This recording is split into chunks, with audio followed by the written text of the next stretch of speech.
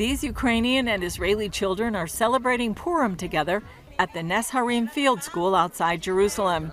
The holiday marks the Jews' deliverance from an evil plot to destroy them, as told in the book of Esther.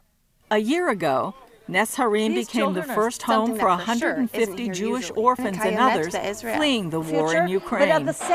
They're back here now from elsewhere in Israel for a visit and to celebrate Purim here once again. The truth is, it's very fun to see them. It's very exciting. They all grew and matured and speak Hebrew much better. As manager of the field school, Gilly Maimon became hero and friend to the children. They are very excited to be here today. This was their first home after they came from Ukraine, and to return here after such a long time is exciting. Manager Gilly Maimon back in Ukraine, Rabbi Shlomo Wilhelm and his wife Esther have led the Jewish community of Zhytomyr for the last 28 years. It's like coming full circle because we lived in this place for half a year. Now we've come back for the Purim Fair. It's an interesting experience with a lot of feeling. CBN News first met this group shortly after their arrival in Israel.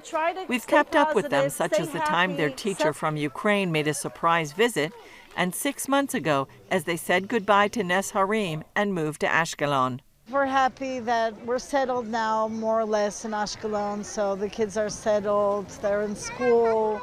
It's more of a normal life than what we had here. While they try to keep a positive attitude, the last year has been difficult. Leaving their homes, leaving their families, leaving everything that was familiar and coming to a new place. After a year, many of the children are still learning the language and adjusting to Israeli culture. So that takes a toll in many ways, educationally, scholastically, psychologically, and in many ways there are many things that still need to be worked through. Esther says this last year has taught them about both the unpredictability of life and the importance of faith. First of all, we're not in charge.